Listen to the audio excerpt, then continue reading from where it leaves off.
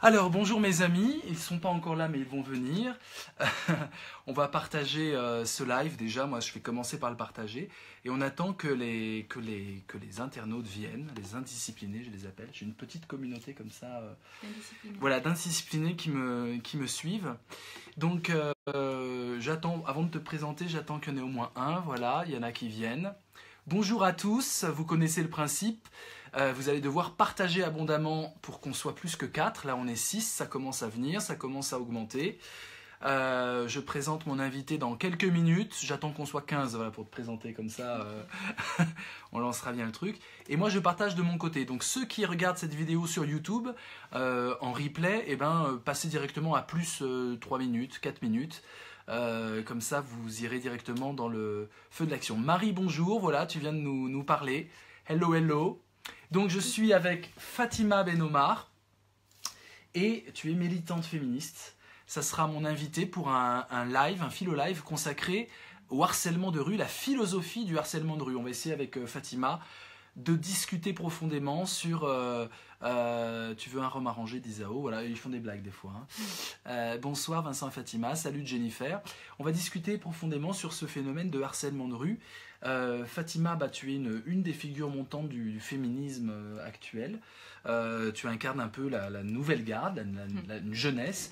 En 2 mots, qu'est-ce qui t'a amené à te révolter par rapport à la situation actuelle et qu'est-ce qui te révolte dans la situation actuelle faite aux femmes qui suscite ton engagement féministe? C'est vrai que par rapport au féminisme, ce qui est intéressant, c'est que la révolte naît dans tous les aspects de notre vie en tant que femme, c'est-à-dire que la stigmatisation ou la discrimination, c'est quelque chose qu'on va vivre à la fois dans le privé, dans le monde du travail, dans la rue, dans l'espace public, on va en parler, dans notre engagement, si on veut rentrer, on veut faire de la politique, tout simplement.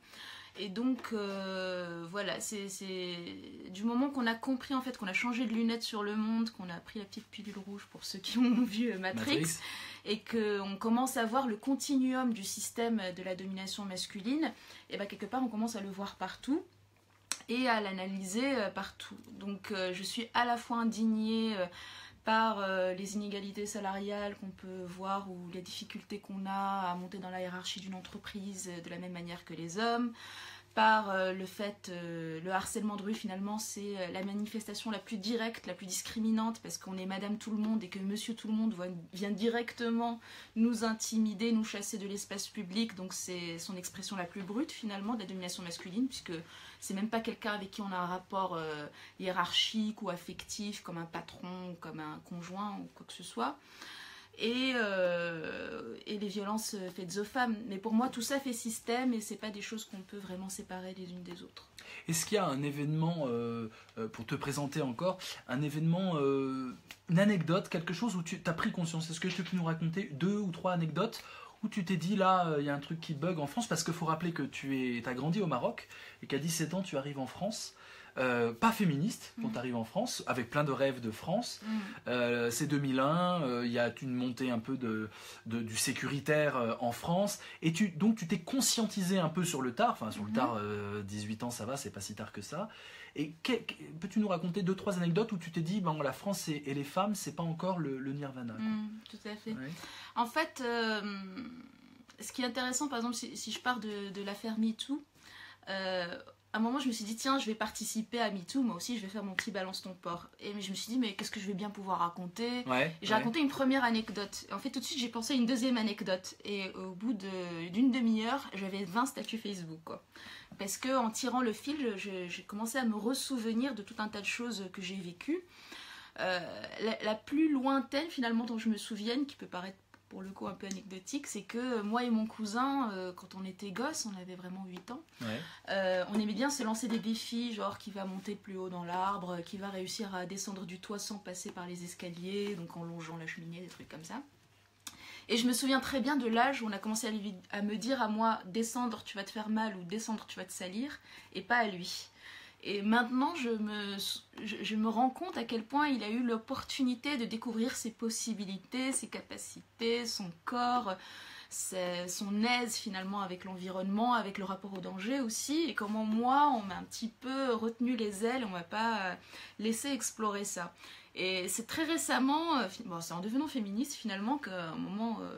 où je rentre dans le train, où j'essaie de prendre ma valise et la faire monter, et qu'il y a tout de suite un mec qui vient me dire « Mais non, je vais le faire pour vous. » Je lui dis « Non, s'il vous plaît, laissez-moi faire. » Et je me suis rendu compte que j'étais capable de prendre ma grosse valise, de la porter à bout de bras, et de prendre conscience de cette capacité que j'avais, dont je n'avais aucune conscience, puisque je n'avais jamais eu à l'expérimenter, vu qu'il y avait toujours un homme plein de bonne volonté qui venait le faire à ma place. Après, il se trouve qu'ayant eu des boulots précaires, j'ai souvent été confrontée au harcèlement sexuel. Et à chaque fois que j'y étais confrontée, je n'ai pas eu le réflexe de ou bien porter plainte, ou bien même dire que ce n'était pas une fatalité. Enfin, d'ailleurs, les 3 fois où ça m'est vraiment arrivé, le patron l'avait envoyé depuis la boîte mail de l'entreprise, comme quoi il n'avait vraiment pas froid aux yeux. Et j'ai relu ses mails, c'était vraiment... salut, j'ai une jolie stagiaire, je fantasme sur un rapport dominant-dominé avec toi, machin. Ah oui, d'accord, direct comme ça, sans préalable. Non. D'accord. Et ce qui s'est passé à chaque fois, c'est que c'est moi qui ai quitté ce boulot, en fait. Et en parlant à mes amis ou à ma famille ou quoi, ce qui revenait un peu, c'est tu peux pas empêcher un mec de tenter son coup, finalement. On n'était pas dans les règles de la loi, Et donc, du coup, je subissais cette conséquence et que ça se répercutait finalement sur mon portefeuille parce que c'est moi qui prenais l'initiative de quitter ce boulot. Mais à chaque fois, je disais, c'est la faute à pas de chance, c'est une vie de meuf, c'est voilà, je sais pas, il y a fatalement des rapports de séduction où eux, ils vont, voilà, et voilà. D'ailleurs, l'un des employeurs, j'avais décidé de rester dans la boîte et dès le lendemain, il est devenu hyper irascible, hyper colérique et c'était devenu invivable et donc j'ai dû partir. Donc la conséquence a été quantifiable assez vite. Et je me suis aussi souvenue de quelque chose, et je pense que ça va parler à beaucoup de femmes, c'est l'effet de sidération. Et le fait qu'on fait des choses qui peuvent se retourner contre nous si un jour on a envie de les dénoncer. Par exemple, quand j'ai fait mon premier stage au centre cinématographique marocain, il y avait un réalisateur connu d'ailleurs, marocain, je l'ai déjà outé, c'est Nabil, bon, j'ai oublié son nom de famille, donc je vais pas penser, qui m'a coincé dans un couloir, qui m'a embrassé de force, qui m'a tenu le menton et qui m'a dit « Est-ce que tu t'es senti violée ?» J'avais pas su comment réagir et je l'ai même laissé me raccompagner chez moi avec sa voiture. T'étais sous le choc, quoi. Je pense qu'à la fois j'étais sous le choc et je me suis dit que si je refusais, parce il me l'a proposé ensuite, est-ce que tu veux que je te raccompagne chez toi, j'admettais qu'il venait de se passer quelque chose de grave. Et moi, au moment où il m'a fait ça, c'était tellement surréaliste que j'ai tout fait pour dédramatiser. En fait, non mais Fatima, soit dans le déni. Ils sont pas contents, il y a plein de, voilà, il y a plein de visages pas contents là. Il s'est rien passé de grave. Et donc je lui ai fait une espèce de sourire et tout. Et tout ça, c'est typiquement le genre de choses qui va être retenu contre nous après.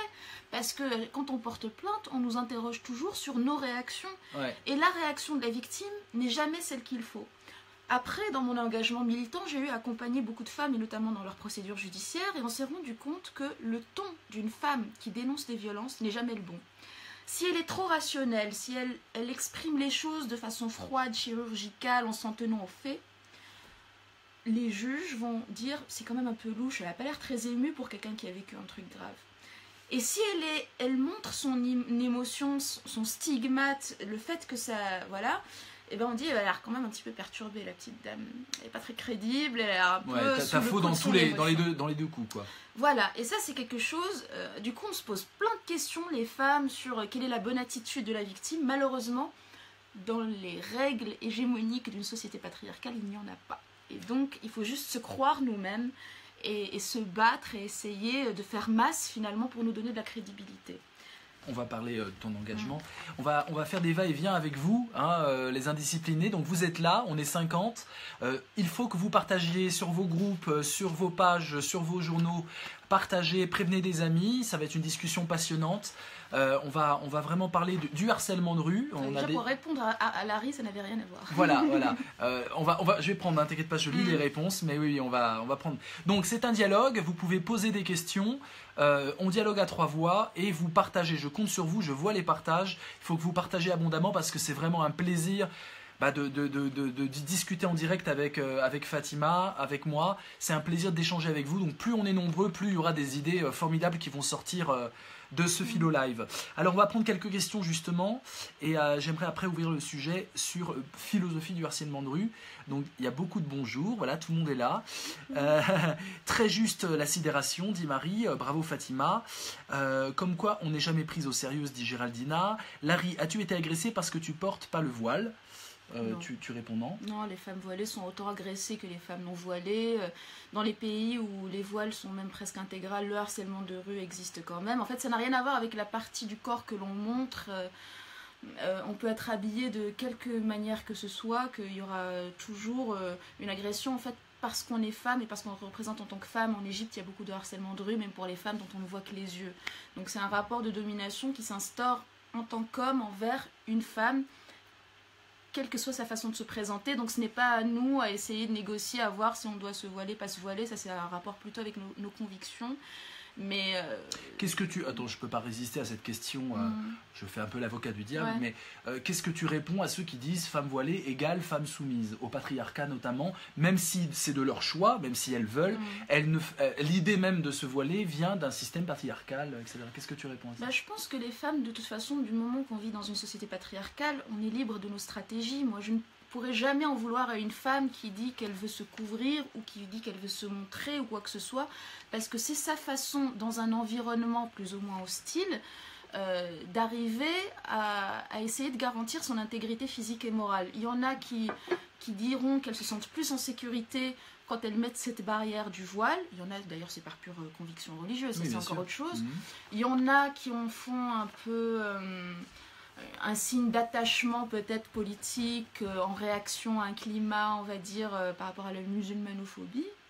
Et puis il y en a, c'est tout simplement, on reproduit de mère en fille des repères qu'on a familiaux ou culturels, comme on en fait toutes et tous en fait.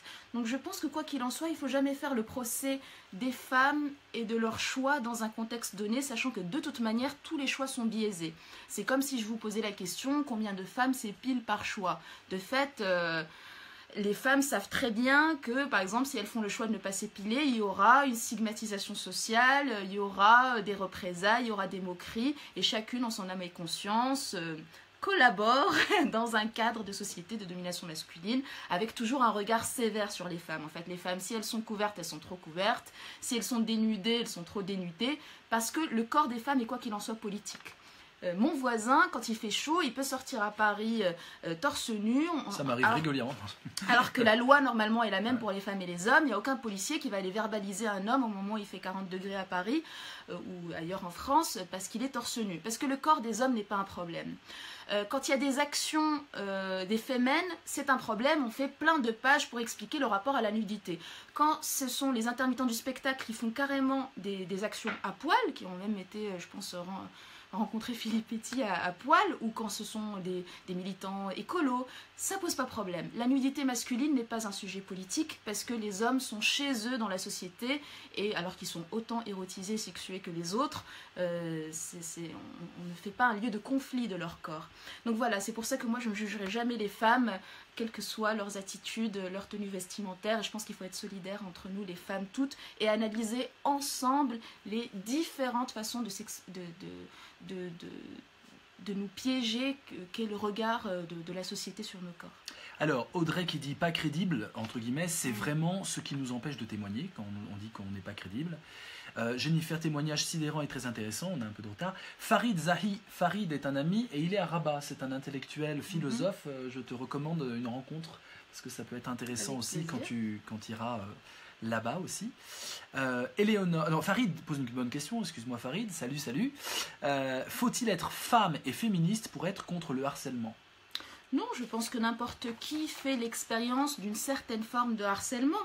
On est dans des sociétés quand même où, d'ailleurs en plus avec les réseaux sociaux, si on veut parler de cyberharcèlement, ou peut-être lié plutôt avec la notion de propriété, on a l'impression qu'on peut demander aux autres d'être tout le temps, tout de suite réactif, disponible aux autres, et qu'on a de plus en plus de mal à avoir une barrière par rapport à notre intégrité physique et morale.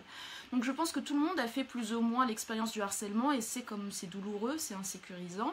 Le harcèlement sexuel et sexiste envers les femmes est un phénomène particulier. Je pense que beaucoup d'hommes auront du mal, quoi qu'il en soit, à se représenter exactement le phénomène, parce que chaque fois que je raconte des anecdotes de harcèlement sexiste, vraiment, les hommes ils disent oh, mais c'est vrai, c'est comme ça que ça se passe. Et d'ailleurs, souvenez-vous de la vidéo, le micro-trottoir, pas de micro-trottoir, pardon, la vidéo cachée qu'avait faite cette américaine et cette belge sur le harcèlement de rue. Il y a beaucoup de mes copains mecs qui, avec toute la bonne foi du monde, disaient mais j'aurais jamais cru que ça se passait vraiment comme ça. Donc par rapport au harcèlement sexuel et sexiste, les hommes peuvent être des alliés, mais la seule position finalement qu'ils peuvent, c'est nous croire. Parce que la seule chose qu'ils savent de ce harcèlement, c'est ce que leur en disent les femmes. Alors, entrons dans le vif du sujet. Il y a plein de questions. Il y a Audrey qui dit qu'il faut trouver la bonne répartie au bon moment. On va en parler, hein, parce que tu es engagé même avec ton corps dans le militantisme. Je t'ai rencontré comment? Je t'ai rencontré sur un plateau de télévision où tu prenais la parole brillamment et on était... Non, mais c'est ça qui m'a intéressé. Pour moi, tu incarnes vraiment une fraîcheur et tu revenais d'un cours de boxe. Oui. Juste, hein, je dévoile rien de... Mais bon, voilà, tu revenais d'un cours de boxe, donc on est avec une féministe engagée. Donc les réactions, on va en parler. Je voulais au début, pour annoncer ce philo live, mettre un petit dessin que j'ai pris au hasard où une nana apprenait le code pour résister au harcèlement de rue qui était « je fais la gueule, je me durcis, etc. » Et tu m'as dit « non, moi je suis pas du tout d'accord que la réaction adéquate avec un harceleur de rue, c'est de lui faire la gueule. » On va en parler juste après, parce que c'est super intéressant et contre-intuitif. On pourrait imaginer que tiens, je me fais... Mais d'abord, j'aimerais faire de la philosophie. Donc, comment on pourrait définir, sans regarder Wikipédia ou des dictionnaires, le harcèlement de rue? Je lance 2-3 pistes. Le harcèlement de rue, excuse-moi, ça va être complètement neuneux pour commencer. La philo commence toujours tout neuneux, tu sais, puisque tu es un papa philosophe. Coucou papa. Le harcèlement de rue naît toujours dans la rue. Voilà. Donc, on ne va pas parler de cyberharcèlement, on ne va pas parler des autres formes de harcèlement au travail, notamment. La rue, c'est un espace politique normalement où tout le monde, femmes, hommes, enfants, vieillards, handicapés, devraient circuler. Et la rue, en fait, dans le harcèlement de rue, massif, bien plus souvent évidemment à l'encontre des femmes, on s'aperçoit que les femmes sont privées de ville. Donc le harcèlement de rue, c'est pour chacun qui harcèle, chaque harceleur, c'est bénin. C'est plutôt des compliments qu'on dit, même si c'est super agréable. On connaît bien ce qu'il y a derrière un compliment, mais c'est « tu es charmante madame, je me noierai dans tes yeux », etc. Donc c'est bénin, je n'en ai pas conscience, tous mes copains rigolent et c'est plutôt cool. J'ai le courage, pour pas dire les couilles, d'aller au-devant d'une jeune fille et de lui dire qu'elle est belle. Ça commence comme ça, dans pas mal de cas. Je parle pas des cas les plus lourds, je parle vraiment d'un truc un peu... Et donc, moi, en tant qu'homme qui harcèle, je n'ai pas vraiment conscience de la gravité du truc. Ça, c'est vraiment important qu'on puisse aussi adresser une discussion philosophique sur les hommes dans leur perception subjective. Et puis pour la femme, évidemment, c'est tout à fait l'inverse, puisqu'elle a vécu dans une même journée plusieurs « tu es belle », etc., des regards. Et je ne suis pas tellement d'accord avec ce que tu dis quand tu dis « c'est nous les femmes, nous devons témoigner ». Nous, on voit le harcèlement de rue en tant qu'homme. Moi, par exemple, il y a un truc qui me révulse, et venant aussi des arts martiaux, qui me hérisse le poil et qui me donne envie vraiment de faire du kung-fu, c'est le regard de certains hommes sur des femmes qui passent. Nous, on voit ça en tant qu'homme. D'un regard, je ne vais pas vous le faire, je suis un mauvais comédien, mais un regard. Mais juste un regard, c'est le minimum, mais méprisant, vraiment où il regarde la femme comme un objet et ça transpire à travers ses orbites, quoi. Tout d'un coup, il chosifie, il objectifie, je ne sais pas comment le dire, l'autre comme un objet érotique, sexuel, et c'est presque un regard pornographique. Excuse-moi de dire ça, mais tu vois ce que je veux dire. Donc, le harcèlement de rue, premier paradoxe, c'est que pour les harceleurs, c'est pas grand-chose, c'est bénin. Pour les femmes, c'est vraiment être privé de ville, donc c'est très grave démocratiquement, politiquement. Je dois faire attention quand je vais dans la ville. Comment tu situes, toi, cette définition liminaire du harcèlement? Qu'est-ce que tu rajouterais? Qu'est-ce que tu... Alors déjà, oui, effectivement, par rapport au périmètre, le harcèlement de rue, bon, c'est une expression qu'on a trouvée comme ça. En vérité, c'est le harcèlement dans des espaces où tout le monde a accès. Donc ça peut être les transports, ça peut être les cafés, enfin voilà, où monsieur et madame tout le monde se rendent, ont accès. La question de l'attitude et des objectifs de chacune des parties, on va dire. Donc il y a effectivement, mais pour moi c'est une minorité, des hommes qui vont se contenter de regards ou de compliments, et donc pour eux il n'y a pas une attitude punitive, on va dire. Donc ok, ils ne pensent pas à mal, mais c'est vrai que globalement ça fait que ça impose à plusieurs femmes un commentaire explicité sur comment elles sont habillées, voilà, ce qu'elles dégagent. En général, en majorité, je pense, en tout cas de par l'amas de témoignages qui s'expriment, le harceleur n'est pas là pour être agréable, et même ce qu'il a envie, c'est la confrontation, c'est la résistance et c'est l'humiliation, la démonstration de force. C'est-à-dire qu'ils vont clairement pas dire quelque chose qui va faire que tu vas te retourner tout de suite en te disant « Ah, dis donc, c'est génial ce que tu viens de dire, je te suis dans la première chambre d'hôtel qui vient ». Donc ils vont tout de suite te tutoyer, tout de suite, très vite, entrer dans une phase d'intimidation avec des insultes, avec des menaces. T'es voilà. bonne, machin. Voilà.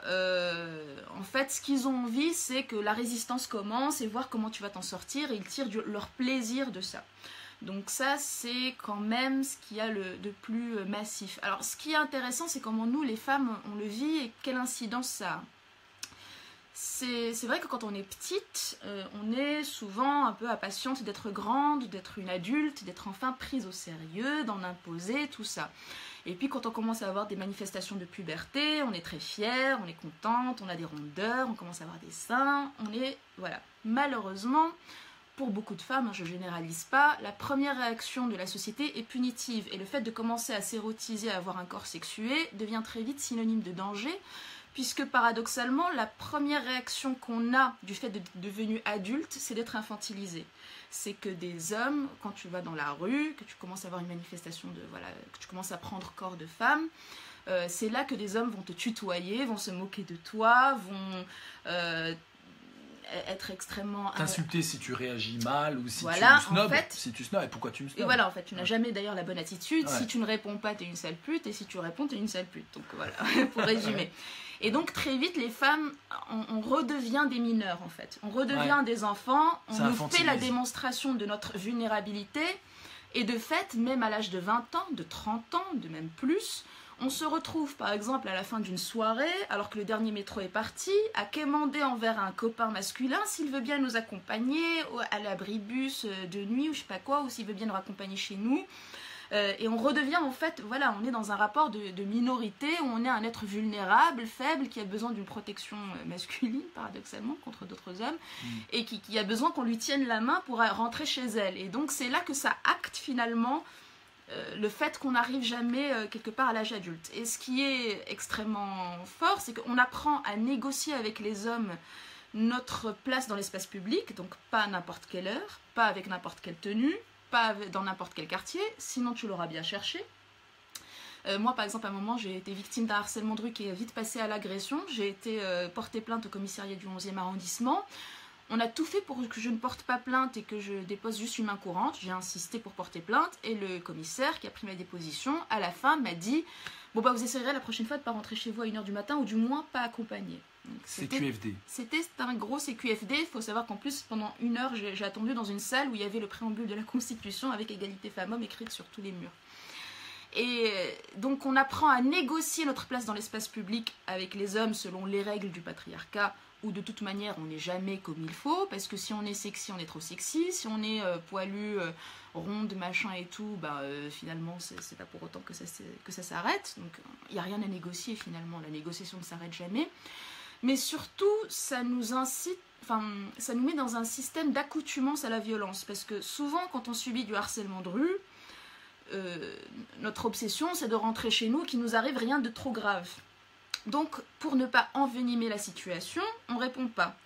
Et finalement, on commence à admettre que monsieur tout le monde, qu'un inconnu nous insulte, s'approche très proche de nous, nous prennent peut-être le bras et à ne pas résister. Or, quand on est accoutumé à cette passivité, à accepter l'inacceptable dans la rue, on l'apprend aussi ensuite dans le foyer, on l'apprend aussi dans le lieu de travail. c'est qu'on s'accoutume à l'idée qu'il ne faut pas envenimer la situation et que ce n'est pas... Tu dis ça, tu dis cet ordre, tu dis que ça vient d'abord de la rue et après ça s'importe dans la vie intime. On pourrait dire l'inverse, on pourrait dire c'est parce que dans la vie intime... c'est toujours délicat de voir l'œuf et la poule qui viennent en premier, mais en tout cas c'est un vrai espace de dressage aux règles du patriarcat, puisque... contrairement à la famille ou au boulot, c'est même pas quelqu'un qu'on a identifié comme une figure masculine supérieure, le patron, le père, le grand frère, le je sais pas quoi. Ce n'est qu'un homme. Y compris des gamins de 15 ans. Oui, bien sûr. Donc c'est ça le pire. Hein. C'est quand vous avez 30 ans et que des gamins de 15 ans peuvent vous faire sentir en insécurité. Donc c'est vraiment la démonstration de la domination masculine. C'est la seule identité de genre qui arrive à instaurer. Et de même pour un ouvrier par rapport à une femme bourgeoise. Là, tous les rapports de domination sont abolis face à ce rapport homme-femme. Et c'est ça qui est question très révélateur. De Farid, quelle différence tu fais entre séduction et harcèlement? Question provocante, mais qui va se poser et qui se pose dans le débat réactionnaire, parce qu'on a un gros débat réactionnaire aussi, pas ici, mais ailleurs.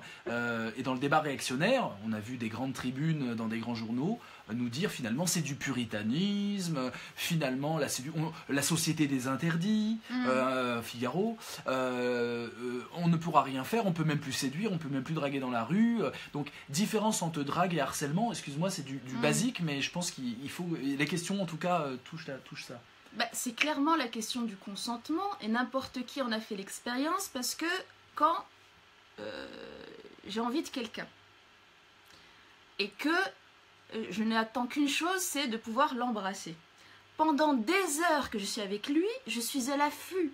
Je ne suis obsédée que par l'idée de son consentement. Je suis à l'affût de chaque signe qu'il va pouvoir me faire, et juste du moment où je l'aborde, au moment où mes lèvres vont se poser sur les siennes, je deviens une experte, j'ai mes 20 milliards de neurones en plus qui se connectent, je deviens une experte pour voir les signes de consentement de la personne, parce que j'ai très peur de me prendre un râteau ou de faire quelque chose qui va le choquer. Et je pense que n'importe qui a fait cette expérience-là.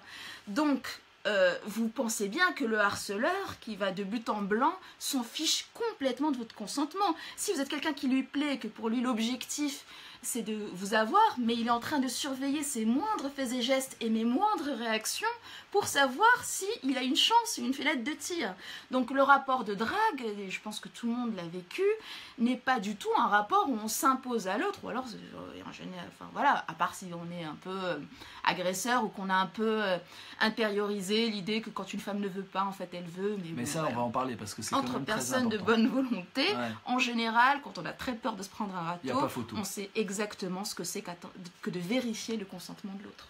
Alors, justement, moi j'en viens à cette idée que le harcèlement de rue, à mon sens, n'existe que parce qu'il y a des logiciels, des idéologies, des habitus, des habitudes acquises, des pratiques qui sont inculquées d'une façon ou d'une autre, j'ai ma petite idée sur les façons, aux hommes. C'est-à-dire qu'on ne naît pas harceleur de rue, on le devient. Et donc, on le devient comment? Ça, c'est une question que j'aimerais te répondre. Moi, je lance des pistes. J'ai l'impression qu'on le devient par imitation. Il y a quelque chose de même transgénérationnel qui peut se passer quand tu vois des... Parce que quand tu as 5 ans, 8 ans, plutôt quand tu as 8, 9 ans et que tu es un garçon, tu te projettes sur la masculinité qui est dans ton quartier.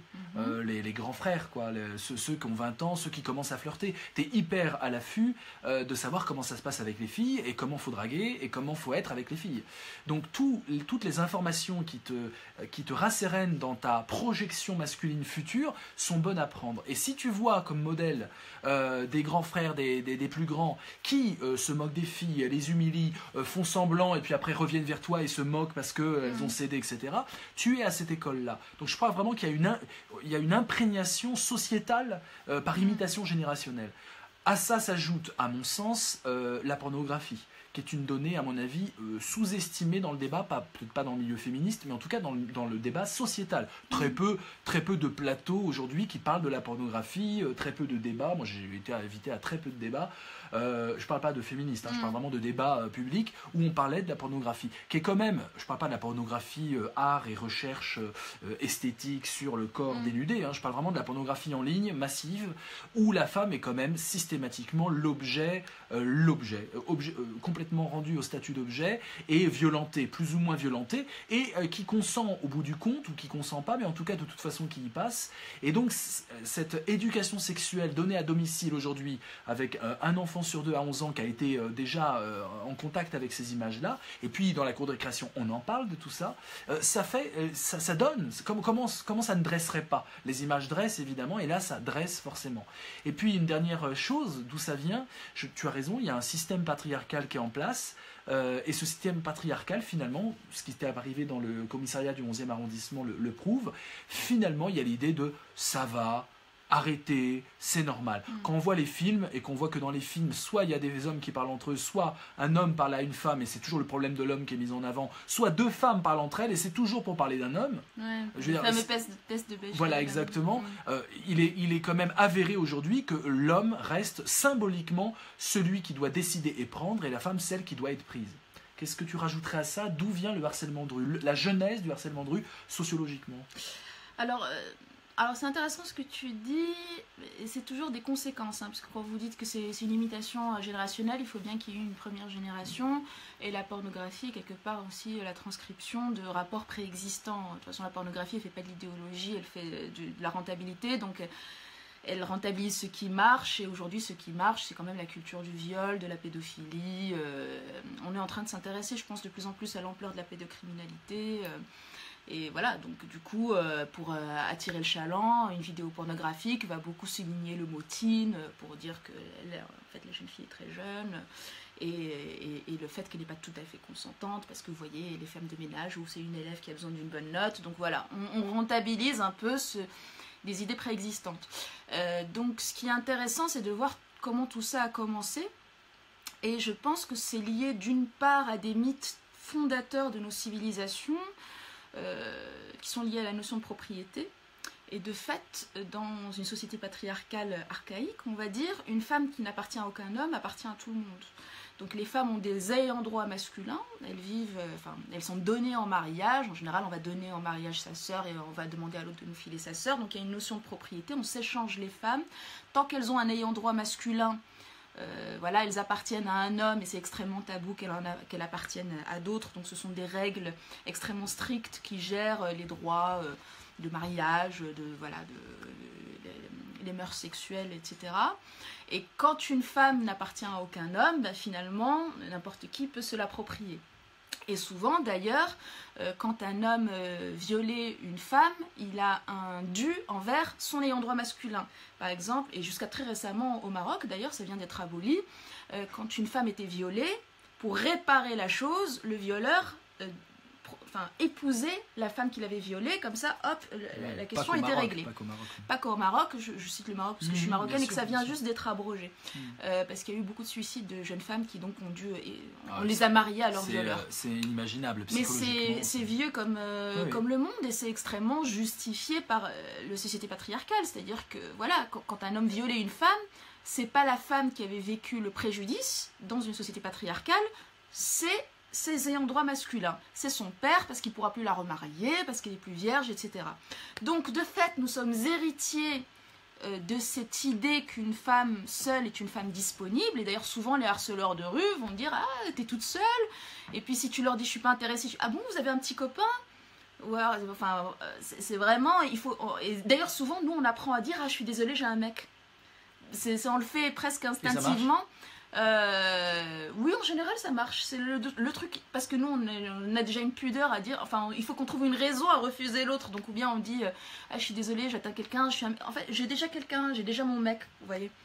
Donc je pense que c'est vraiment ces mythes-là archaïques de la société patriarcale qui se retransmettent génération après génération et qui font que beaucoup d'hommes pensent qu'il est tout à fait légitime qu'une femme seule dans l'espace public, il se l'accapare, et qui supporte très mal qu'elle refuse. Et de là, il lui demande beaucoup de justifications. Ah bon, t'as pas de mec, mais alors pourquoi tu veux pas, machin et tout. Et c'est... Est-ce que il y a plein de trucs, je vais te résumer un peu tout ce qui se dit. Merci de participer les amis. N'hésitez pas à continuer de partager cette vidéo. Le live finit à 21h30, donc on a encore 40 minutes ensemble. J'aimerais que tu nous racontes le truc classique du harcèlement de rue, les étapes, comment ça se passe. On va entrer dans la pratique un tout petit peu, et puis il y a plein de personnes là qui veulent des conseils. Et moi j'ai envie aussi de conseils en tant qu'homme, tu vois, parce qu'on assiste à ça. Donc voilà. Comment ça se passe, le scénario, disons, basique, tout est différent, mais le scénario basique, c'est quoi?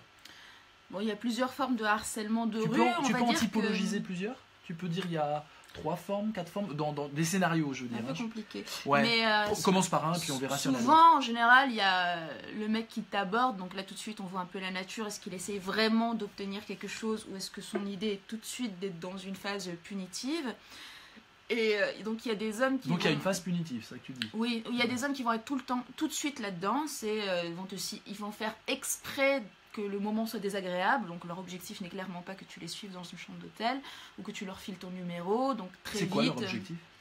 Le plaisir de la résistance, de l'humiliation, de la domination, donc très vite. Ils vont d'abord te tutoyer. Attends, excuse-moi, c'est très important ce que tu dis. Je suis obligé de t'arrêter. Ce que tu dis là, c'est que dans le harcèlement de rue, le but n'est pas de draguer, parce qu'on pourrait, naïvement, on pourrait croire que celui qui arrive et qui dit t'es belle, etc., je te trouve charmante, il s'imagine que partir avec un 06, c'est le but. Nous, naïvement, on pourrait imaginer que le harcèlement de rue... Mais ça existe. Ce que j'ai dit, c'est qu'il y a ça, il y a ceux dont l'objectif est d'avoir une contrepartie, voilà, et qui, quand tu vas refuser, c'est là qu'en deuxième temps, ils n'acceptent pas le non, en fait. D'accord.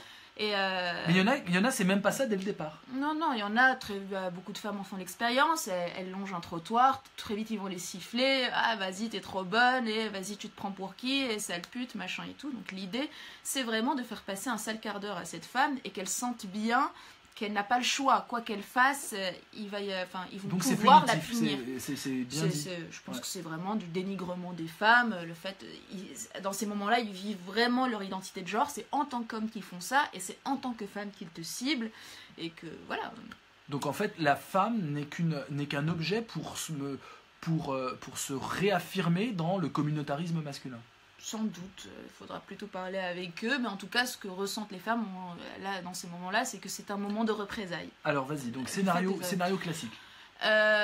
Donc voilà, ça va être ou bien le début, le premier que j'avais un peu brossé, c'était qu'au début, c'est vas-y, est-ce qu'on peut parler, machin et tout, et en général, si tu dis non, bon, il y en a, mais c'est malheureusement une très petite minorité, ah pardon de vous avoir dérangé, ils partent, mais il y en a quand même beaucoup, ils n'acceptent pas le non, donc c'est allez, je suis sûre que t'en as envie, ou tu veux vraiment pas, et machin, ils vont te suivre, et là, il faut 10 minutes pour s'en débarrasser.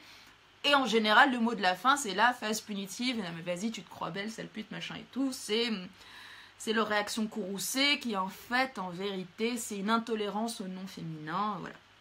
Et donc, il faut qu'ils nous fassent regretter d'avoir dit non. Et le deuxième dont je parlais tout à l'heure, c'est le seul objectif est d'instaurer un rapport de domination, de se délecter de l'humiliation de l'autre, de voir que l'autre n'arrive pas à trouver d'issue de sortie où sa dignité reste intacte. Donc souvent, ils vont vraiment nous attaquer sur notre dignité, nous tutoyer, nous dire des choses insupportables. Voilà, bon, évidemment, la figure de la prostitution, parce que c'est l'humiliation ultime pour une femme avec les codes du patriarcat. Donc en fait, voilà, ce sont deux choses qui de fait ont la même conséquence quelque part, c'est le contrôle des femmes dans l'espace public, c'est-à-dire que quand les femmes, on devient presque toutes des expertes en géopolitique, parce que pour aller d'un point A à un point B, on pense instinctivement plein de stratégies d'évitement, quoi. Ah oui. Et selon si la rue est plus ou moins vide, si elle est plus ou moins éclairée, si on rentre plus ou moins tard. Et ce qui fait que ça a des vraies incidences sur notre rapport tout simplement à la vie, au voyage. Combien de femmes, les questions que se posent les femmes si elles ont envie de faire le tour du monde et de faire plein de villes avec juste un sac à dos. Ça, c'est un privilège masculin. Et les femmes, ça pose beaucoup d'autres problématiques. J'ai revu récemment le superbe film Thelma et Louise. Elles partent et elles se tout de suite confrontées à la question du viol, parce qu'à un moment, la première sortie qu'elles font, c'est dans une soirée, il y en a une qui a un peu bu, et tout de suite un mec la repère et il essaye de la violer, quoi. Donc Donc c'est quelque chose qui va contrôler nos choix, voilà, et c'est vrai qu'on se rend compte finalement que les femmes sortent de façon utilitaire. Les hommes vont occuper l'espace public, ils vont, s'il fait un peu Les beau, hommes, ils alors vont... les hommes, je t'interromps, les hommes de tout âge, même les hommes âgés. Oui, C'est qui les hommes? C'est qui? Est-ce que dans les milieux favorisés, riches, est-ce qu'à la Défense il y a du harcèlement de rue? Est-ce que c'est dans les banlieues défavorisées et populaires qu'il y en a le plus? Non, il y en a partout. Je dis à haute voix ce que des gens peuvent penser. Hein, donc, non, il y en a partout. Je pense qu'effectivement, par rapport à certains qui n'ont pas les moyens, et il faut savoir aussi que le chômage des jeunes est très fort, bah, du coup leur seule occupation finalement c'est d'être dehors et ne pas être dans un café parce que ça coûte trop cher. Tenir les murs, comme on dit. Voilà, tenir les murs. Il y en a d'autres qui ont un peu plus de moyens, qui vont être dans les terrasses de café, qui ont aussi moins de temps de disponible parce qu'ils travaillent. Et puis, bon, c'est vrai que plus tu montes dans la hiérarchie, plus tu as d'autres stratégies, c'est-à-dire les hommes violents des classes favorisées n'ont pas envie d'être proches de l'infraction, donc... Voilà, DSK, quand il a envie d'être dans des scènes de boucherie, comme on dit ses victimes, il envoie des SMS à des potes et ça se passe dans une chambre du Carlton et ils n'ont aucune conscience qu'un jour ce sera devant un tribunal, quoi. Les sénateurs, vous savez, à un moment il y a eu le collectif Cher Collaboratrice avec Cher écrit CHAIR qui ont dénoncé les harcèlements des députés et des sénateurs dans les couloirs de l'Assemblée. Donc c'est vrai que les riches ont d'autres stratégies, ils s'éloignent un peu de l'infraction et ils vont plus se protéger, on va dire, que ceux qui sont le plus près de l'infraction, c'est-à-dire dans la rue, dans les trottoirs. Voilà. Mais non, le harcèlement de rue, le machisme, tout ça concerne toutes les catégories d'hommes. T'as Hugues qui dit « En tant qu'homme, on est confronté au harcèlement de rue comme témoin, parfois depuis l'enfance, mais nous avons tous entendu des sifflements ou des insultes dirigées contre les femmes. Pour beaucoup, ces comportements qui ont lieu dans l'espace public finissent par être banalisés. » Cette idée de banalisation, cette idée, même les femmes, voilà, je dois faire attention à comment je m'habille, non pas pour être jolie, mais pour au contraire me protéger mon corps. J'en lis quelques-uns et puis on régie. Je vais parfois au resto, dit Géraldina, seule, et c'est arrivé que des hommes se croient malins d'avoir des regards insistants. Un homme seul, on lui fout la paix, une femme seule, on se permet. Je crois que c'est dans tous les milieux, dit Éléonore. Je lis d'autres commentaires. C'est clair, on voyage pas de la même façon si on est un homme ou une femme. Hélène, elles existent, les globetrotters femmes tout de même. Thinkerview qui dit mais où ça, mais je ne sais pas à quoi tu fais référence. Morgane a les femmes ninja, voilà, faut-il être une femme ninja. On a Marie qui dit attention, l'homme qui harcèle est aussi victime, il essaie d'exister, d'avoir du sens en s'exerçant à marcher sur la femme, la plus faible, elle n'est qu'un objet, c'est pas réprimé, allons-y. Qu'est-ce que tu penses de ce commentaire de Marie ? Que l'homme qui harcèle est aussi une victime au sens très sociologique du terme. Alors, pour moi, la question des privilèges n'est pas la même que la question de l'émancipation. De fait, dans des sociétés patriarcales, les hommes ont des privilèges. C'est-à-dire que c'est pas demain la veille, je pense, qu'ils vont massivement se mobiliser contre leurs privilèges. Moi, par exemple, je suis marocaine. Au Maroc, les hommes héritent 2 fois plus que les femmes. Donc, le privilège, il est quantifiable, il est tout de suite dans leur portefeuille. Je ne crois pas qu'il y aura un énorme mouvement pour qu'ils abolissent. Voilà. Ça n'empêche que je pense que... donc, ils sont privilégiés. C'est-à-dire qu'un homme, quand il naît homme, il sait qu'il a beaucoup plus de chances d'être mieux payé, d'être élu, d'être président de la République, de monter plus vite dans la hiérarchie des entreprises. Il jouit de ses privilèges. C'est une jouissance. En revanche, ça ne veut pas dire qu'il en est émancipé. Et moi, je pense que les acquis féministes ont émancipé les hommes de la même manière qu'ils ont émancipé les femmes en rebattant les cartes des rapports femmes-hommes. Je crois qu'on souffre quand on est oppresseur. Alors, faut pas déconner, c'est pas la même souffrance que la personne opprimée, mais je ne pense pas que ce soit très émancipant. On jouit de la souffrance qu'on inflige à l'autre.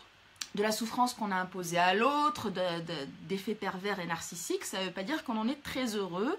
Et voilà, je pense qu'au moment où il y a eu les luttes pour le droit à l'avortement, à la contraception et tout ça, ça a réorganisé les rapports femmes-hommes, ça a renforcé la position de la femme, c'est-à-dire le rapport de force n'était pas le même, mais ça a quand même permis un peu plus de rapport d'égalité entre les femmes et les hommes. C'était pas les femmes qui avaient l'épée de Damoclès sur la tête d'une grossesse non désirée, qui devaient à fond surveiller, les hommes qui se servaient comme ils voulaient, voilà. Donc voilà, je ne sais pas si les hommes harceleurs sont victimes, parce que ça m'énerve un peu de leur accorder ce statut, mais je pense qu'on n'est jamais très épanoui d'être un oppresseur. En tout cas, ils sont conditionnés. Ils sont conditionnés. Peut-être qu'ils ne savent pas à quel jeu ils jouent, à quel jeu ils obéissent. Je veux dire, l'idée même de patriarcat peut-être les dépasse. Eux, ils ne font peut-être que jouer un jeu qu'ils ont vu et ne font que reproduire machinalement, machoïquement, des comportements, sans comprendre qu'à chaque fois qu'ils harcèlent une femme, ils participent à un jeu collectif, en fait, ce qui ne dit pas son nom. Qu'est-ce qu'on peut dire encore avant de trouver un peu les solutions? Que faire politiquement?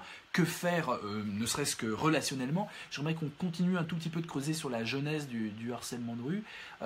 Est-ce que dans les témoignages, parce que tu es connecté, tu fais partie donc des effrontés, tu es co-porte-parole des effrontés, avec front en gros, est-ce que tu peux nous dire 2-3 mots de cette association? 2012, c'est la naissance, c'est ça?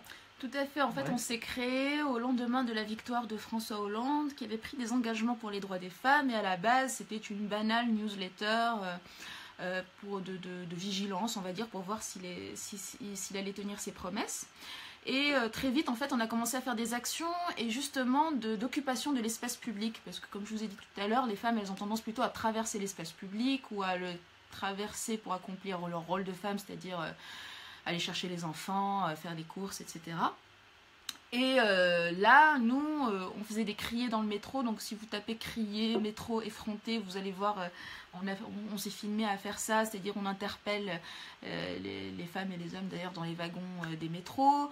On collait des affiches vierges dans la rue pour pouvoir arrêter les femmes, échanger avec elles et leur demander de remplir elles-mêmes les affiches. Donc voilà, c'était vraiment justement à faire une autre occupation de l'espace public où en tant que femme, on arrivait à l'occuper, à le politiser et aussi à y mettre un discours différent parce que finalement maintenant l'occupation des femmes dans l'espace public d'un point de vue d'image, c'est finalement effectivement des images pornographiques à tous nos kiosques à journaux qui nous rappellent tous les 10 mètres qu'on est une salope à 4 pattes avec des étoiles sur les seins, on va dire, ouais, c'est vrai, et des affiches publicitaires qui ne sont pas beaucoup mieux, qui effectivement nous stéréotypent énormément, nous imposent une morphologie unique et nous fait intérioriser beaucoup de mésestime de soi. Une morphologie d'ailleurs irréaliste. Irréaliste, inatteignable et déshumanisante, avec toujours ce regard dans le vide, ses lèvres entrouvertes, enfin bon, voilà, tout ce qui est déshumanisant finalement ou hypersexualisant.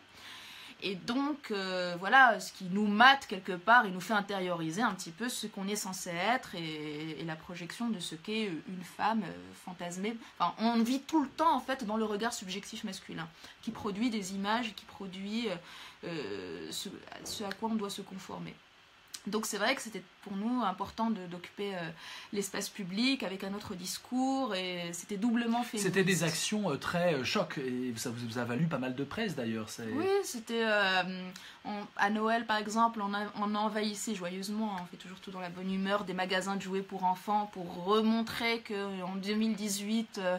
le rayon de jouets pour filles ressemble encore à mon placard à balai, pendant que le rayon de jouets pour garçons, c'est exploration de l'espace, et on ose dès le plus jeune âge le duel avec le dragon. Enfin voilà, on dessine très vite et des destins très différenciés pour les petites filles et les petits garçons qui vont finalement les influencer pendant toute leur vie et faire que beaucoup de femmes... en fait, les jouets pour filles, c'est souvent de l'imitation, c'est imiter maman en fait, et donc... On reproduit finalement un destin unique alors que les garçons c'est tout de suite la transgression, c'est mélanger plusieurs univers, des univers fantasmagoriques, voilà, où finalement on les habitue à sortir finalement de la petite case où ils sont censés être et ça c'est vraiment extrêmement révélateur, hein. Les déguisements par exemple, en général les filles c'est des princesses et des fées et du coup quand vous mettez ce déguisement à une fille elle reste immobile pendant 1 heure dans son miroir, alors qu'un garçon quand vous lui achetez le costume de Superman il va faire 3 fois le tour de l'appartement en renversant tous les meubles. Mais par contre, ce qui est bien, c'est que si vous achetez ça à une petite fille, vous verrez qu'elle fera aussi 3 fois le tour de... Donc c'est pas du tout quelque chose qui est interne à elle, c'est vraiment le costume. De toute façon, on le sait, hein, quand on met une robe, on se tient d'une certaine manière, et dès qu'on est en jean, on se tient dans l'autre. J'avais jamais... On intègre, on épouse un peu le costume et tout ce qui va avec, toutes les significations qui vont avec. Et c'est vrai que si on donne un costume de Superman à une petite fille, elle se prend pour Superman direct. Parce qu'après, il y a toujours des essentialistes qui vont dire « Mais oui, mais les filles, elles aiment bien être... Mais non, changez leur de déguisement, vous verrez qu'elles changeront d'attitude. » Tu penses que le débat est essentialiste encore? Tu penses qu'il y en a beaucoup des essentialistes dans le débat? Surtout en France. Ah ouais, en France, on a vraiment cette idée de l'éternel féminin, d'un stéréotype de femme très différencié des hommes et de la complémentarité femmes-hommes, on va dire. Et donc, du fait de cette complémentarité, il faut que les femmes et les hommes restent très différents. Voilà. Mais c'est vrai qu'on est aussi héritier d'une société en France qui a une drôle de vision de l'universalisme, parce que donc, pendant la Révolution française, donc, il fallait être universaliste. Mais on a privé les femmes de citoyenneté. En 1848, ils ont osé appeler le suffrage des hommes le suffrage universel. Et voilà, donc on a eu finalement le droit de vote. On est devenus des citoyennes à part entière en 1945. Mais c'est important de savoir que du coup, cette universalité est incarnée par l'homme. En fait, l'homme blanc incarne l'humain. Donc voilà, c'est l'humain par défaut, donc c'est les droits de l'homme. Les droits de l'homme, il faut savoir que c'est une expression qui a été créée en 1789 et qui voulait dire l'homme, c'est-à-dire le citoyen masculin, hein, c'était les droits de l'homme en tant qu'homme. Et en 1848, la fraternité, ça voulait dire le lien de fraternité entre un homme et un homme. D'ailleurs, fraternité, le fronton, c'est liberté, égalité, fraternité. Il faut savoir que la fraternité, ça n'a jamais voulu dire le rapport de frères entre d'où certaines frère et une sœur. Qui veulent dire adelphité. Voilà. C'est-à-dire, d'ailleurs, dans le code pénal, un inceste entre un frère et sa sœur, ça s'appelle un inceste adelphique. Voilà. Et là, tu vois, j'ai la déclaration des droits de l'homme affichée chez moi, mais c'est les droits humains. Oui, tout à fait, c'est un collectif. Ça a été remanié par Zéro Macho. Tout à fait. Mais ce qui est important, c'est que de savoir que du coup, l'homme incarnant l'humain, c'est lui qui incarne la rationalité, et tout ce qui n'est pas l'homme blanc, c'est l'universalité entre guillemets de l'homme blanc, est repoussé vers l'animalité. Donc souvent, les femmes, on va les repousser vers quelque chose de plus proche de la nature, de quelque chose d'irrationnel, d'un peu fou et tout. Et par ailleurs, les personnes indigénisées, entre guillemets, vont avoir le même destin. Et donc c'est pour ça que tout à l'heure, quelqu'un disait, on attaque la crédibilité des femmes. Mais oui, mais parce que les femmes ne sont pas des êtres humaines à part entière. Elles sont un peu folles, elles sont moins rationnelles que les hommes. Oui, ça on entend partout. Les émotions qui vous prennent, voilà. C'est une femme, voilà. Et ça joue sur la discrimination au travail qui est terrible, qui est hallucinante. Enfin, voilà. Mais de toute façon, est-ce que vous avez déjà vu l'image, vous savez, le truc de le singe là qui devient un homme et qui se redresse? Jamais vous le verrez en femme. C'est pas vrai, la femme est la deuxième partie de l'humanité, on s'en fout, c'est vraiment... Et donc c'est pour ça que... Et puis elle a tenté Adam quand même. Hein. Bon. Oui, les pays de tradition catholique. Non, c'est intéressant ce que tu dis, alors ça pose plein de questions, on va rester sur le harcèlement de rue parce qu'on pourrait ouvrir. Ce que je vous propose, il nous reste 20 minutes, donc moi ce que je vous propose, c'est que vous posiez des questions. Hein. On va faire une petite foire aux questions de 20 minutes, ça peut être aussi des remarques, on va lire 2-3 trucs. Et puis on va réfléchir un peu aux solutions, hein, solutions politiques ou pas. Donc Marie, passionnant, bravo pour votre combat, pour vos initiatives. Vincent, il faudra remettre cela. Il y a la peur des femmes dans l'inconscient collectif masculin occidental. Alors c'est le docteur Lederer qui a écrit Gynophobia, je ne sais pas si tu as lu ce livre, magnifique. Voilà, la gynophobie, il appelle ça la gynophobie. Ouais, la peur des femmes. Ouais.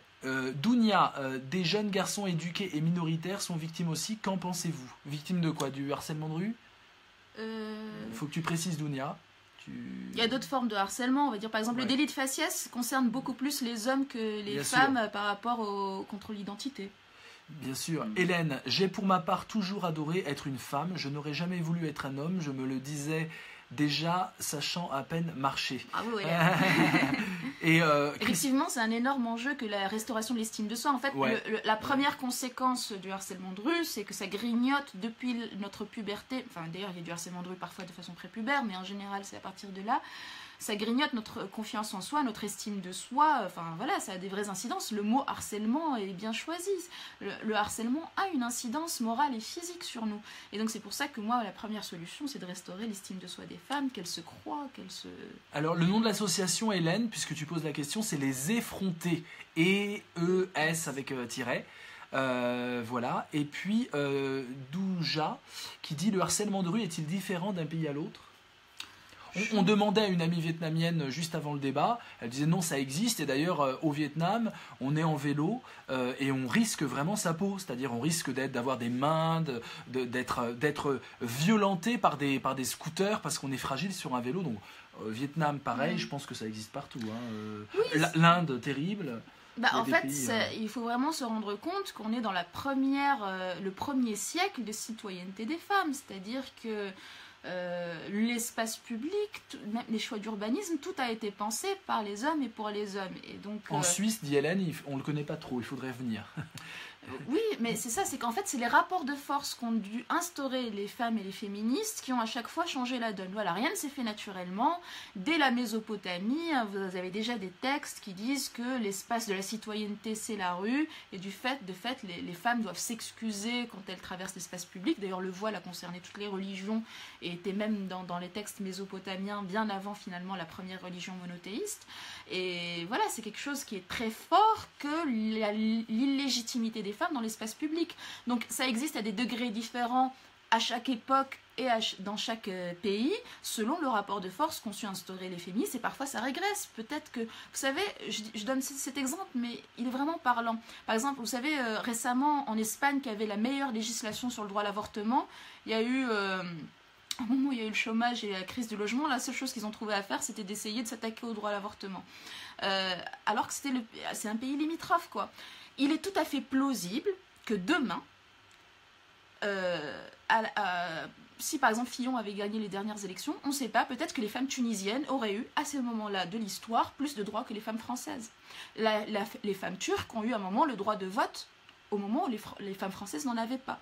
Donc l'histoire des droits des femmes, c'est pour ça que c'est très important de la faire exister, puisque l'histoire étant écrite par les vainqueurs, et l'histoire des femmes est très méconnue.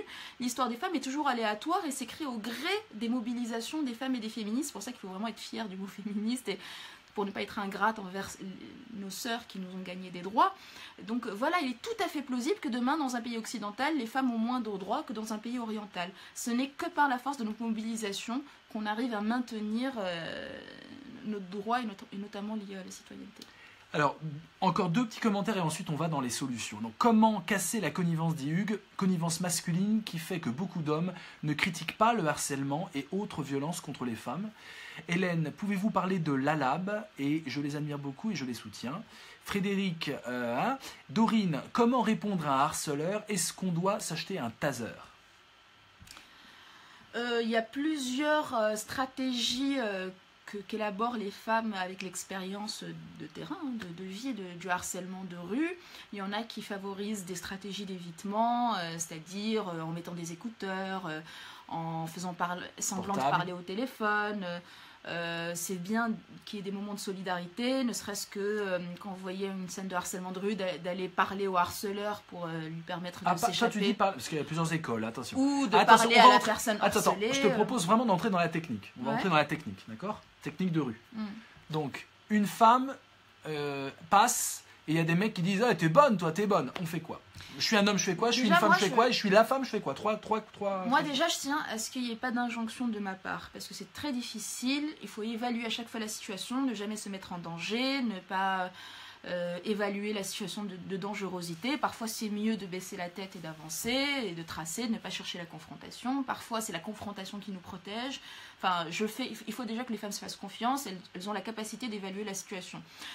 Par rapport à la tierce personne, c'est intéressant d'essayer de voir si on ne peut pas ou bien faire semblant de reconnaître la victime. Ah, salut Marie, si vous sentez que... Ah ouais, carrément. Voilà, coucou, ça va? Et puis, elle comprendra que vous êtes en train de faire ça pour la protéger, et donc le mec est un petit peu désarçonné. Ou bien aller parler au harceleur, simplement lui demander l'heure qu'il est, machin et tout. Enfin, libérer à la femme harcelée une porte de sortie. Voilà, ça peut être une stratégie un peu plus de confrontation, d'essayer d'appeler les autres. Alors, Souvent, quand on appelle à l'aide de façon abstraite, ça marche pas. Personne ne se sent concerné. Par contre, aller directement viser quelqu'un, lui dire bonjour monsieur, est-ce que vous pouvez pas m'aider, il y a un harceleur qui m'embête. Là, en général, comme la personne est directement ciblée dans son rôle de sauveur, en général, elle vous envoie pas bouler. Maintenant, il y a autant de solutions que de cas. Il n'y a pas de solution magique. Tout ce que tu dis est intéressant. Là, mais le sport est très intéressant, ne serait-ce que pour le mental. Tout à l'heure, tu mentionnais que je faisais de la boxe tous les mercredis avec beaucoup de femmes victimes de violences. C'est vrai que c'est intéressant, parce que n'importe quel sportif vous dira que, notamment ceux qui font de l'autodéfense ou quoi, que c'est rare qu'ils frappent. Ça donne un mental, ça donne une façon de gérer un petit peu, d'être conscient de nos capacités, de savoir gérer une situation au début plutôt dans le calme. C'est pas la peine de chercher la confrontation pour rien. Mais aussi ça donne conscience de nos capacités physiques, et s'il faut un moment pour se libérer, donner un coup là où il faut, et connaître un petit peu les techniques pour qu'un mec ait besoin de 5 minutes ou de récupération parce que vous lui aurez donné le mauvais coup là où il faut, bah voilà quoi. Dis-moi, tu en parles comme quelque chose de banal, mais tout ce que tu viens de dire me semble très original pour ceux qui ne connaissent pas ça. Et il y en a plein qui disent waouh, super idée, waouh, super idée. J'aimerais qu'on aille un peu là-dedans, dans les idées, dans les choses. Concrètement parlant, il y a 2 types de harcèlement de rue. Il y a le harcèlement de rue verbal. Ce ne sont que des mots, hyper embêtants, hyper ennuyeux, et on est en colère, et j'imagine quand on est une femme, on a envie de se répondre et dire et ta mère, ou quelque chose de vulgaire, et on a envie, on a les poings qui se ferment, à la fois on a peur et à la fois on est en colère. C'est un mélange psychologiquement, le harcèlement. Il y a un énorme sentiment d'impuissance. D'impuissance, de colère, de rage, d'envie de répondre, etc. Donc ça c'est bien, évaluer le danger. Et comment on l'évalue ? Comment tu évalues la dangerosité ? Est-ce que c'est la tête de la personne ? Est-ce que c'est le ton ? Est-ce que c'est l'endroit ? Comment on se dit, tiens là je vais lui répondre et lui dire tu vous arrêtez de me faire chier, ou au contraire je mets mes écouteurs et je trace parce que je me dis waouh, mieux vaut faire brosser bas. J'ai un peu tout essayé moi, j'ai même parfois essayé de m'asseoir à côté de la personne, je dis mais pourquoi vous faites ça et tout. J'ai essayé de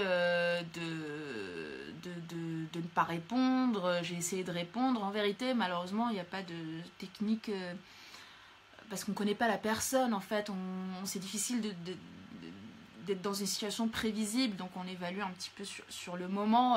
Il y a un truc qui marche assez souvent, c'est de dire une phrase irrationnelle, c'est le mec il vient t'emmerder et tu dis le champignon est en train de brûler la confiture, et en fait le mec il se dit ok, elle est folle, elle va être imprévisible. C'est de devenir soi-même imprévisible, et lui il dit ok, elle je vais pas la faire chier parce qu'elle a l'air bizarre. D'accord. Voilà.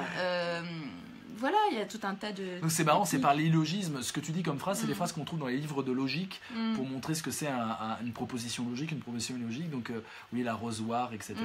Et ouais, c'est intéressant. Même il y en a qui s'en les disent volontairement, qui se mettent le doigt dans le nez. Enfin, il y a des techniques comme ça. Qui vont avoir un comportement complètement inattendu d'une femme, c'est-à-dire lui rôter en pleine figure ou un truc comme ça. Donc voilà, il faut devenir un peu imprévisible soi-même. Après, très franchement, je n'ai pas envie de vous envoyer au casse-pied pour vous donnant des conseils trop précis. Et effectivement, c'est toujours difficile de savoir à qui on a affaire, s'il est armé ou pas. Qu'est-ce que tu penses de la loi qui vient de passer ? J'avoue... Tu peux nous la résumer en 2 mots ? Alors, il y a eu une proposition du gouvernement de rajouter à l'attirail législatif un délit, enfin c'est même pas un délit justement, une contravention de 4e catégorie, c'est-à-dire qui coûte 90 € d'amende, d'outrage sexiste. Alors là où ça me pose, c'est-à-dire que voilà, il y aurait une police de proximité notamment, du quotidien, qui si elle voit un flagrant délit de harcèlement de rue, donne cette amende au harceleur. Alors nous, ça nous pose question à plusieurs titres. Le premier, c'est est-ce que cet outrage sexiste ne va pas déqualifier des choses qui sont déjà punies par la loi ? Il faut savoir que ce qui se passe en général dans le harcèlement de rue est déjà et même rudement puni par la loi. Une injure sexiste ou lesbophobe ou quoi que ce soit, c'est 6 mois de prison. Une agression sexuelle, donc une main aux fesses, c'est une agression sexuelle, c'est-à-dire c'est passible de 5 ans de prison et de 75 000 € d'amende. Des menaces, c'est aussi, je me souviens plus exactement, mais c'est un délit en tout cas, une menace même de mort, c'est 5 ans de prison. Donc il ne faut pas que ce qui se passe usuellement dans le harcèlement de rue soit déqualifié et devienne un outrage sexiste passible de 90 €, ça c'est pas possible. Deuxièmement, la question du flagrant délit est quand même bien délicate parce que vous pensez bien que c'est très rare que les harceleurs de rue fassent ça sous le nez d'une police du quotidien. Et filmer, utiliser le portable. Oui, ça peut marcher. Il y a une fille qui a carrément pris un selfie avec ses harceleurs derrière. Ah, en vérité, le vrai enjeu, c'est surtout la formation de la police, hein, parce que j'ai lancé une pétition qui marche assez bien, où il s'est passé un flagrant délit, ce qui est très rare, place de l'hôtel de ville, à côté de la mairie de Paris. Il y a eu un harcèlement avec des insultes et tout, sous le nez de 3 policiers qui étaient morts de rire, et quand j'ai protesté, ils m'ont hurlé dessus, on me demandait de quitter l'espace public. Déjà, le harcèlement de rue ou chasse de l'espace public, là, c'était les policiers qui me le demandaient. C'est pas mal. Donc les policiers, il faut savoir qu'ils ne sont pas formés sur ces questions-là, ou parfois on leur envoie un PDF et le gouvernement pense qu'ils ont été formés, donc il faut, ce boulot-là n'est pas fini. Et puis, imaginez ce qui se passe si il y a un harcèlement de rue, donc la femme se tourne vers le policier, lui il dit écoutez j'ai rien vu, et s'éloigne, et il les laisse donc tous les deux sur le même trottoir. Double voire triple humiliation pour cette femme qui a subi un harcèlement de rue, qui est allée voir un policier qui lui a dit qu'il n'y avait rien à faire. Dernière question liée au délit de faciès, on pense que s'il n'y a pas des formations extrêmement strictes, il pourrait y avoir cette police qui va être instrumentalisée pour des raisons purement sécuritaires, voire xénophobes, dans certains quartiers, qui va se passer un petit peu au délit de sale gueule, c'est-à-dire un homme un peu bien cravaté, un peu bourgeois, à qui on dit, voilà, bon, et ce ne sera pas très crédible, et si c'est un jeune de banlieue avec une casquette à l'envers, le policier va avoir plus de chances de vouloir lui donner cette contravention. Ouais. Donc voilà, il y a plusieurs... Nous, on n'est pas complètement fermés, hein, mais pour l'instant, la proposition de loi nous pose... L'idée, c'est aussi d'utiliser une application smartphone pour pouvoir signaler... Alors, ils ont dit que l'application smartphone ne servira pas le flagrant délit. En revanche, elle servira à géolocaliser ultérieurement, de savoir où il y a besoin de plus de police D'accord, ok. On va prendre quelques questions pour finir. On a bientôt fini, il reste une dizaine de minutes. N'hésitez pas à faire part de vos remarques, de vos questions. On est encore 10 minutes ensemble. Je vois que ça fait beaucoup bouger les indisciplinés sur l'idée de comment faire, comment faire. En tant qu'homme, moi, souvent, j'interviens dans ce genre de cas-là. Et ce qui peut être... alors, des amis m'ont conseillé de m'adresser à la victime parce qu'il paraît que la victime peut-être ne veut pas, parce qu'on ne sait pas, on ne connaît pas. Ça se trouve, on veut intervenir comme un chevalier servant, mais c'est encore la mettre dans le rôle, finalement, de celle qui a besoin d'un homme, comme tu mentionnais au début. Donc on pourrait très bien demander à la victime vous avez besoin d'aide, juste lui demander oui j'ai besoin d'aide, voilà. Mais sinon c'est très compliqué en tant qu'homme parce qu'on intervient, la rivalité masculine se fait tout de suite, donc je pense qu'il faut utiliser beaucoup une sorte d'humour décalé, tout en étant... Je pense effectivement qu'il faut éviter la confrontation, et plutôt que est-ce que vous avez besoin d'aide, c'est plutôt demander votre chemin, créer une diversion et lui offrir une porte de sortie. Ouais. Mais c'est moi parce que j'ai fait beaucoup d'arts martiaux et je suis assez sûr de moi dans des confrontations. C'est pas un truc que je recommanderais à tout le monde, mais c'est vrai qu'arriver et dire mais pourquoi vous parlez comme ça, qu'est-ce qui se passe, racontez-moi, c'est quoi votre problème, et psychanalyser de force entre guillemets la personne, ça marche beaucoup parce que c'est très dérangeant et à la fois c'est bienveillant. Mais pourquoi vous me parlez comme ça, mais pourquoi vous parlez comme ça à cette dame, qu'est-ce qu'elle vous a fait? Oui, et puis en tant qu'homme, vous êtes crédible, donc il va vous prendre pour votre égal, alors que si c'est une deuxième femme, pour lui, c'est une deuxième gonzesse, quoi. Voilà, c'est ça. Et donc, quelque part, être super bienveillant et super psy de l'autre, c'est hyper dérangeant. Il faut être visqueux, il faut être peace and love, il faut dire moi c'est peace and love tout en regardant les yeux dans les yeux, en disant mon gars, si tu bouges, on va pas. Voilà. Et Stéphanette disait dans les commentaires, moi ce que je fais souvent, c'est pardon. Je demande à l'homme de répéter son insulte sexiste et la moitié des hommes en général, ou la plupart, se dégonflent avec une tête un peu sévère pour le coup. Pourquoi tu disais que faire la gueule, ça, c'est pas ce que tu recommanderais? Bon, je me suis pas en fait pour commander aux femmes la meilleure gueule à faire contre les harceleurs de rue. Par ailleurs, comme je l'ai dit, ils trouveront toujours le moyen de vous embêter, donc faire la gueule, là ils vont plutôt vous dire non, tu devrais sourire, voilà, c'est le fameux injonction au sourire qu'on fait aux femmes. Donc voilà, je suis pas très fan. Je pense que quoi qu'elles fassent, elles vont. C'est pas ça qui va éviter le harcèlement de rue. Donc c'est pas la peine de leur dire en plus de s'empêcher de censurer leur sourire. Enfin, elles sourient quand elles veulent, elles ne sourient pas quand elles veulent pas. Donc, Et qu'est-ce que vous disiez? Tu disais juste avant, je voulais réagir. Mais je te disais, oui, non, tu voulais réagir? Oui, mais j'ai oublié. Bon, on va reprendre les questions. Posez vos dernières questions, mes amis, et c'est vraiment passionnant, en tout cas, vraiment de t'avoir. Je t'ai laissé vraiment... Ah ben non, mais c'est pas gentil, c'est passionnant. C'est juste, non, c'est la passion intellectuelle. Alors, Morgane, un policier m'a dit, mais qu'est-ce que vous foutez dehors seul? Il était 16h. D'accord, tu vois. C'est très banal. C'est bidon, ce projet de pénaliser le harcèlement de rue, dit Hélène. En tant qu'homme, être un éducateur de rue.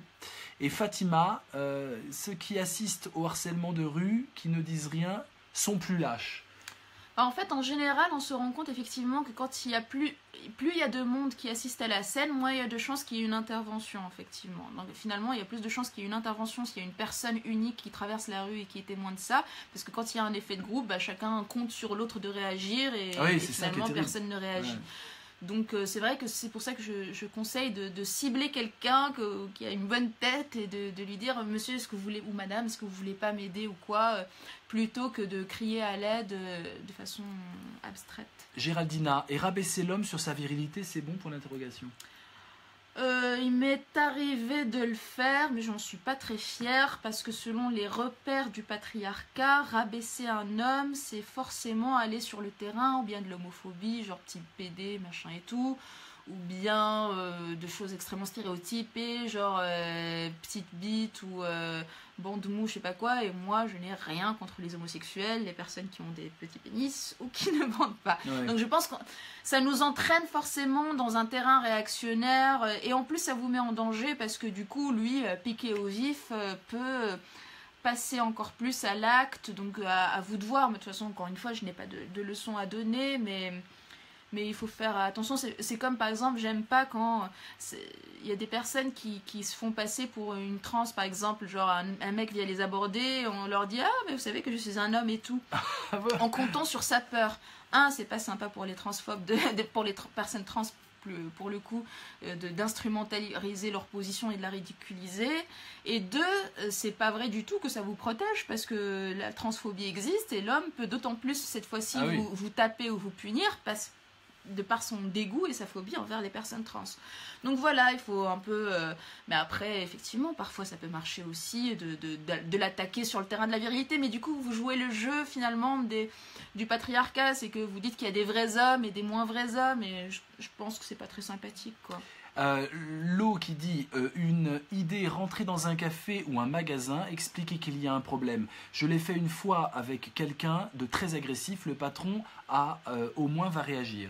Donc l'idée d'aller dans des lieux animés, d'aller dans des cafés, et de demander de l'aide en fait dans un contexte où... Ouais. Moi déjà, oui, c'est là que je me suis souvenu ce que je voulais dire tout à l'heure, c'est que, parce que vous avez dit, tu as dit le truc de pardon. Moi, ma stratégie, je la conseille pas forcément, mais c'est ma stratégie, elle marche beaucoup avec moi, c'est effectivement de faire répéter quelqu'un à voix haute. Par exemple, quand je suis dans un métro et qu'un mec commence à me regarder fixement, se léchant les lèvres et tout, je dis à voix haute pour que tout le wagon l'écoute, monsieur, arrêtez de vous lécher les lèvres en me regardant, ça me met mal à l'aise.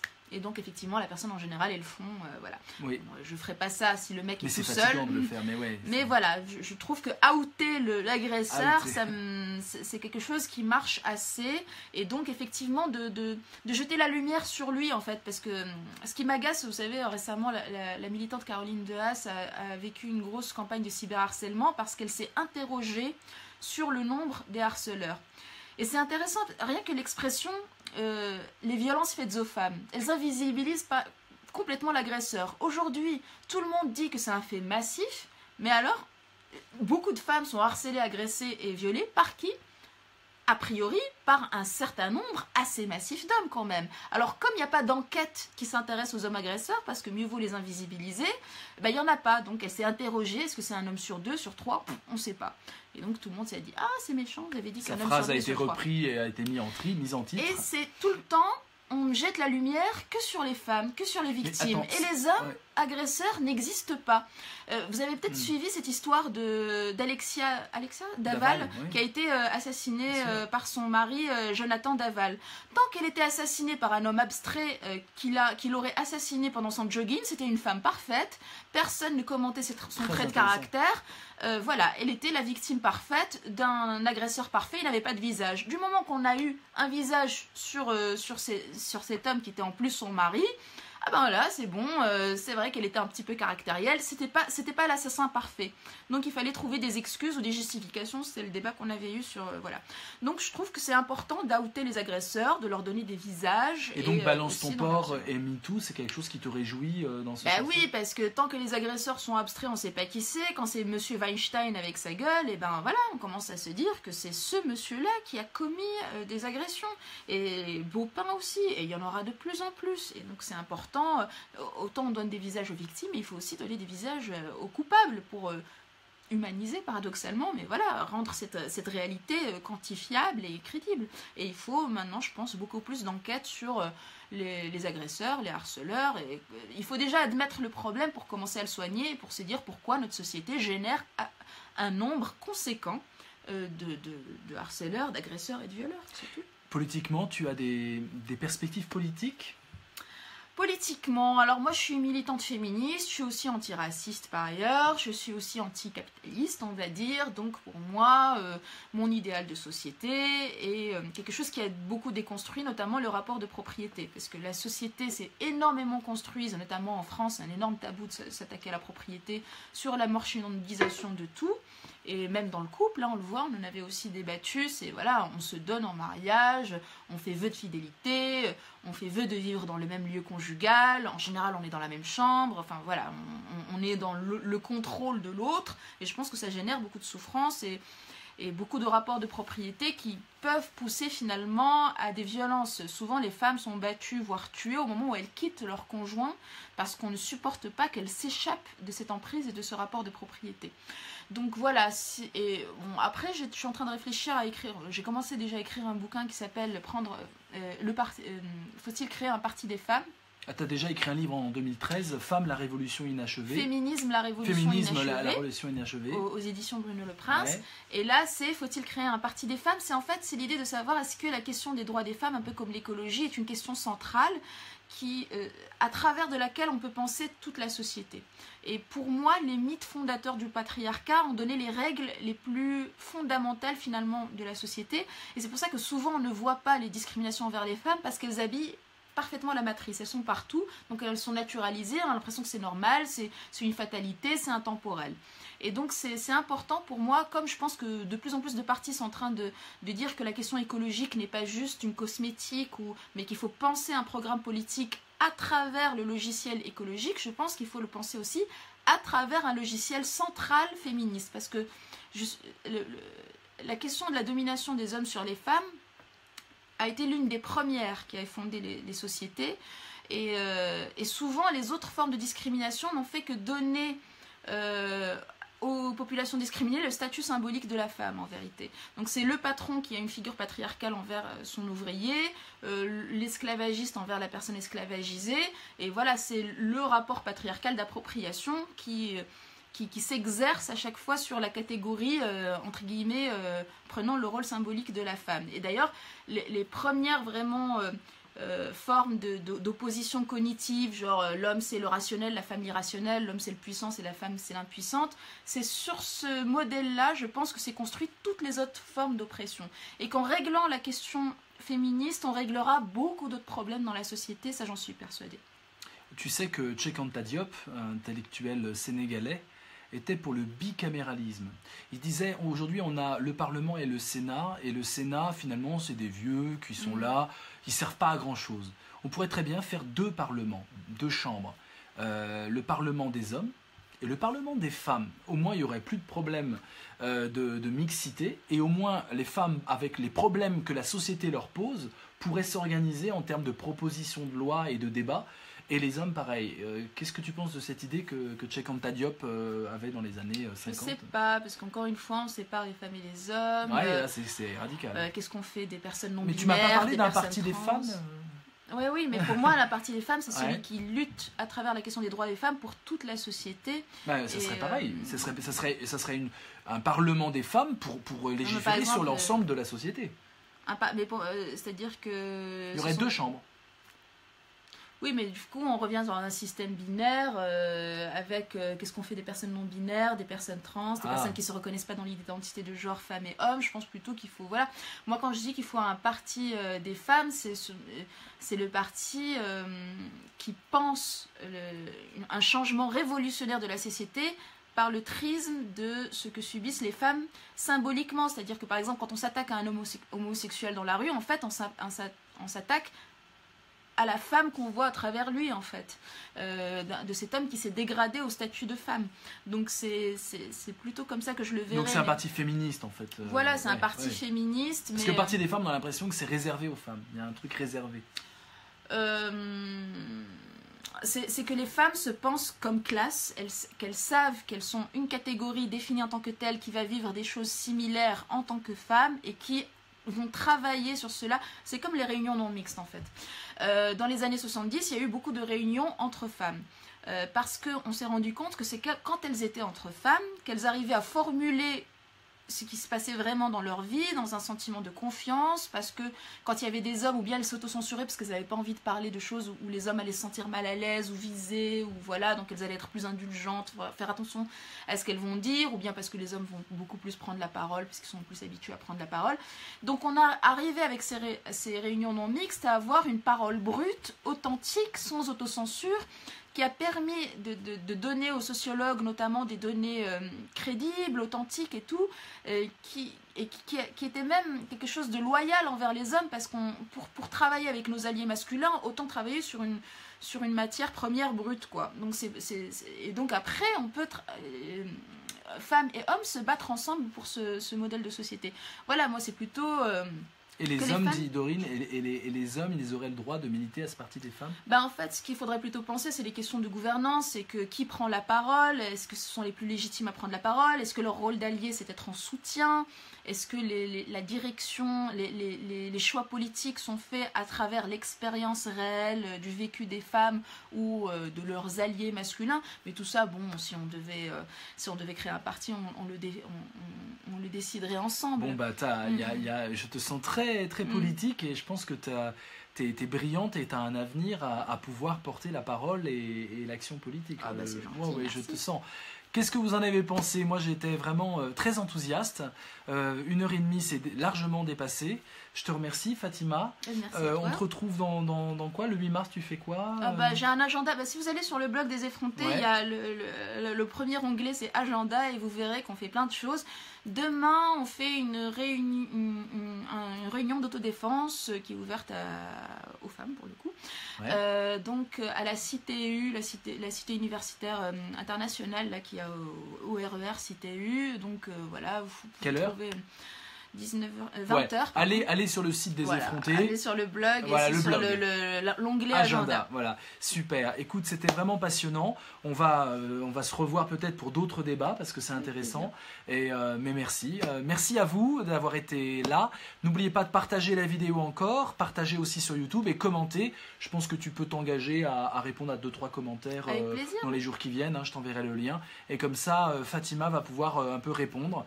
Et moi aussi. Merci, c'était très riche. Merci Fatima, à bientôt. Merci. Et bonne continuation. Au revoir. Ciao.